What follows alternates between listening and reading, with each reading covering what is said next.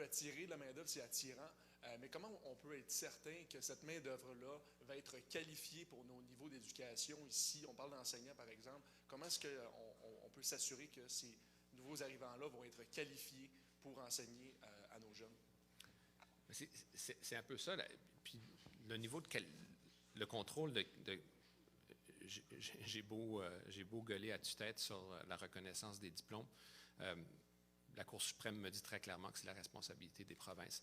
Il y a un travail supplémentaire à faire de coordination avec les provinces pour s'assurer qu'on puisse arrimer la reconnaissance des diplômes pour que les gens puissent travailler comme enseignants. Puis, évidemment, dans des pistes qui sont très prisées, les pays développés se font la compétition pour des gens, pour des enseignants, pour des infirmiers, pour des infirmières.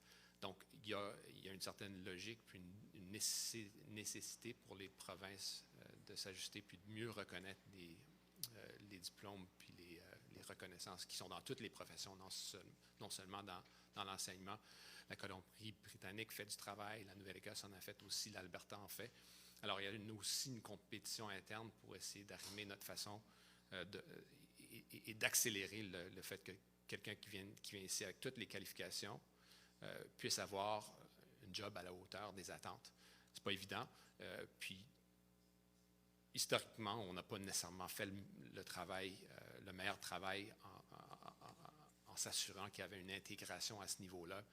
Les gens sacrifient peut-être leur génération pour la prochaine génération, mais c'est pas la façon de faire.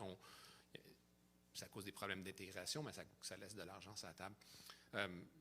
Ça, c'est du travail, évidemment, à faire de coordination avec les provinces. C'est un travail qui est ouvert, mais si je peux tirer des conclusions de mes rencontres avec mes collègues des provinces, dont Arlene Dunn à la fin de l'année, d'ailleurs, je vais la rencontrer demain, c'est du travail que les gens sont prêts à faire parce que c'est important puis c'est criant comme besoin.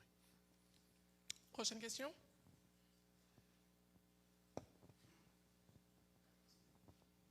Oui, M. Miller. Vous avez parlé de votre cible de 8 d'ici quelques années dans les seuils d'immigration francophone hors Québec, là, mais la FCFA demande 12 même qu'on dit que c'est 10 pour ne serait-ce que stabiliser le déclin. Est-ce qu'on a une date de quand on va atteindre le 10 et le 12 Ce que j'ai dit, j'ai rencontré la CFA Yann hier à Moncton, et ce que j'ai toujours dit à la FCFA, puis pour tous ceux qui prônent des seuils qui sont plus ambitieux, c'est que je ne veux pas faire le coup du politicien qui fait n'importe quelle promesse, mais qui ne peut pas rencontrer, les seuils, puis quitte à que la déception soit présente que future. Mais c'est clair que je suis ambitieux, mais réaliste en même temps. Dans le contexte d'un département, d'un gouvernement qui a de peine de misère, atteint le 4 voilà 2 ans, 4,4 4,7 cette année. On vise le 6 l'année prochaine, cette année, puis ensuite 7 et 8. C'est quand même ambitieux de devoir doubler quelque chose qu'on n'a jamais fait de notre vie. Ceci étant dit, puis ayant donné ce coup de barre au département, je pense que les gens vont relever le défi. Ça passe par la mise en place de structures telles que j'ai annoncé aujourd'hui. La façon de le faire est tout aussi importante que le fait de le faire avec le volume. On a un inventaire, mais ce n'est pas une question de cocher la boîte francophone puis de faire rentrer la personne. C'est une question d'avoir le programme adéquat en place, s'assurer que le volume est à la hauteur, qu'on puisse être plus ambitieux dans notre façon de recruter les gens à l'extérieur du pays. On est quand même choyé, évidemment, parce que le français, c'est la 5e, 6e, 7e langue au monde. Donc, il y a un certain bassin de la population où on va pouvoir aller recruter. Mais la façon de faire est tout aussi importante. Je n'avais pas cette confiance en fixant les niveaux pour cette politique qu'on allait pouvoir passer à 10, 12 %. Alors, je ne voulais pas être crétin, tout simplement. À la fin de cette année, si j'ai cette confiance que la structure est en place, qu'on rencontre notre 6 % je suis prêt à réviser ces nombres-là. Alors, je n'ai rien de façon philosophique contre le positionnement de la FCFA. Je leur enlève absolument rien, mais c'est une question d'être réaliste. Puis, évidemment, je les ai invités de travailler avec nous sur ces programmes pour que cette réussite puisse être pérennisée. Prochaine question. Je comprends que vous voulez atteindre éventuellement corrigerez si je me trompe. J'ai une autre question de mes collègues d'Ottawa. Pierre Poilievre, ce matin, qui a souligné que s'il est élu, il voudrait lier les seuils d'immigration francophone à la construction de nouveaux logements au pays. Lier ces deux variables-là, sans nécessairement tout me répéter ce que vous avez fait en matière de logement, l'idée de lier ces deux variables-là, seuil d'immigration et construction de nouveaux logements par année. Vous avez dit l'immigration en général, pas l'immigration francophone. Oui, c'est ça. Okay. Oui.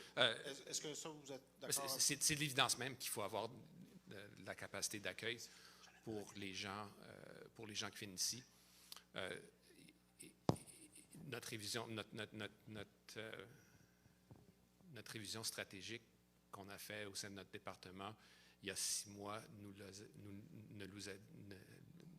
les a dit en toutes lettres. Mais il faut que ça dise, faut que ça puisse dire quelque chose de est-ce que c'est une maison par personne qui rentre au pays? 50% des résidents permanents sont déjà ici. Ils ont présumément déjà un logement. Je pense que le détail est très important. C'est clair que le logement est important au niveau de l'abordabilité, puis de pouvoir s'assurer que le parc de logement est abordable, de logements abordables est là. Mais encore, ça prend un plan.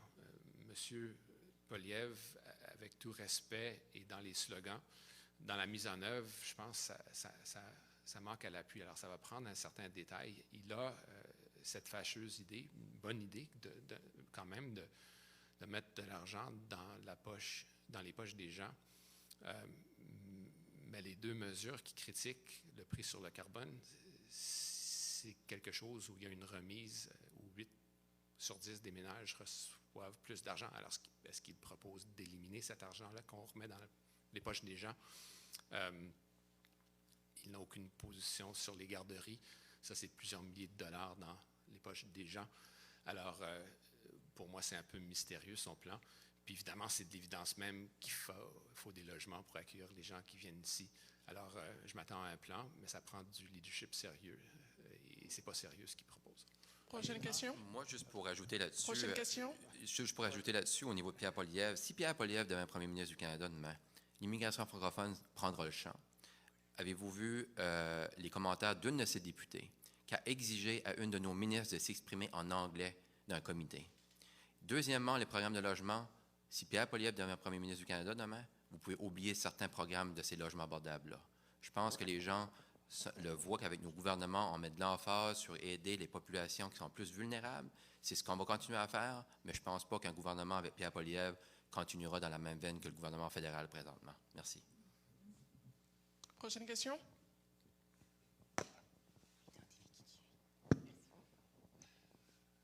Bernard Haché de l'Acadie Nouvelle. Monsieur le ministre, est-ce que le gouvernement provincial du Nouveau-Brunswick a un mot à dire dans cette politique migratoire? Bien, d'abord, le gouvernement étant la seule province bilingue du pays, le gouvernement a d'abord et avant tout une responsabilité. Ce que les Canadiens, puis je répondais à votre collègue, nous ont dit très clairement dans notre révision stratégique du département puis notre plan d'immigration, c'est qu'il faut impérativement une meilleure coordination. Qui dit immigration, dit intégration. On parle d'infrastructure, on parle de maisons, on parle d'abordabilité, on parle d'éducation, on parle de santé, toutes des responsabilités qui sont de nature provinciale. Alors, ma préoccupation principale, c'est le volume qui n'a jamais été à la hauteur en ce qui a trait aux gens qui parlent français. D'abord d'augmenter ça, mais de s'assurer qu'il y a un arrimage avec ces enjeux qui sont cruciaux, que ce soit ici, que ce soit en Colombie-Britannique, en Alberta. C'est important d'arrimer, de coordonner notre façon de faire.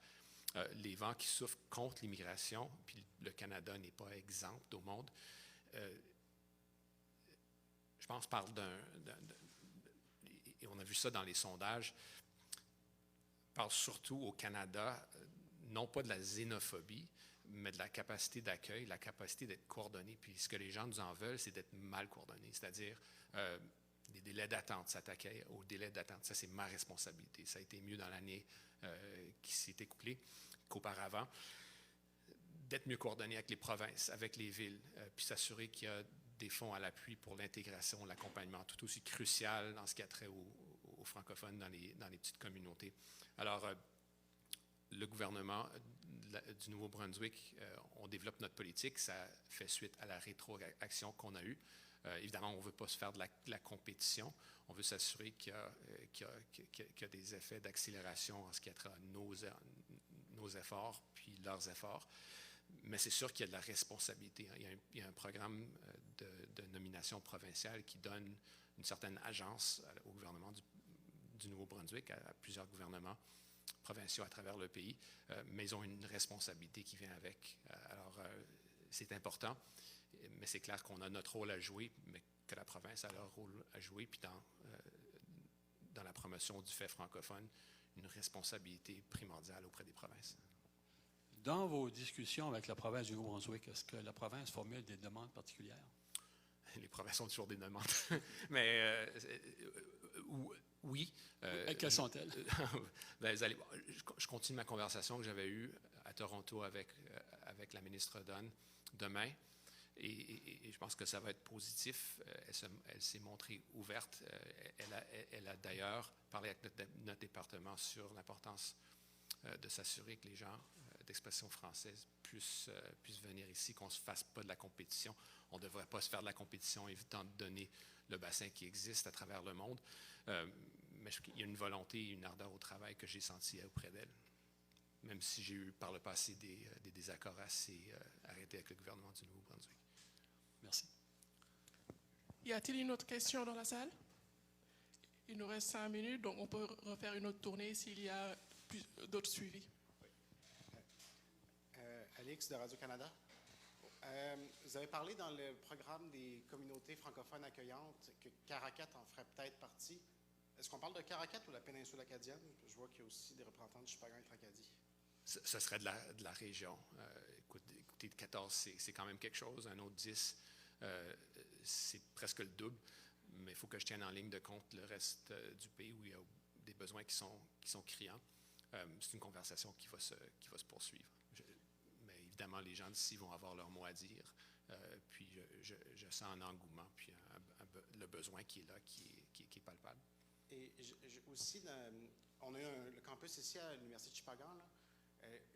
Dans les derniers jours, je n'ai pas tout à fait compris. Est-ce que vous avez proposé de mettre un plafond sur l'immigration des étudiants étrangers? Il y a un aspect ici que je n'ai pas saisi, puis est-ce que ça concerne l'Université de Chupagan? Je dirais que j'ai pas une université en tête ou une institution en tête en ce qui a trait au défi de volume. Il y a beaucoup de défis au sein de notre programme d'étudiants internationaux, des enjeux de fraude, d'intégrité du système, un écosystème qui a été utilisé par plusieurs institutions pour pallier le sous-financement des institutions postsecondaires par les provinces historiques. Il y a, je dirais, de façon générale, sans m'emporter, que je n'ai pas tant de préoccupations que ça en ce qui a trait au Nouveau-Brunswick. Il y a certaines autres provinces qui battent de l'aile, qui vont faire un devoir supplémentaire. Ce n'est pas moi qui le dis, c'est le vérificateur général de ces provinces qui leur a dit très clairement, mais ils n'ont rien fait. Donc, on a un défi de volume. Le cap que je propose de mettre, je dirais, n'aura pas d'impact significatif sur le Nouveau-Brunswick, mais c'est une conversation qu'il va falloir continuer. Je compte faire une annonce plus approfondie dans une couple de semaines. D'autres questions? OK. Cela conclut cette conférence de presse. Serge. Non, vas-y. Any other questions? D'autres questions?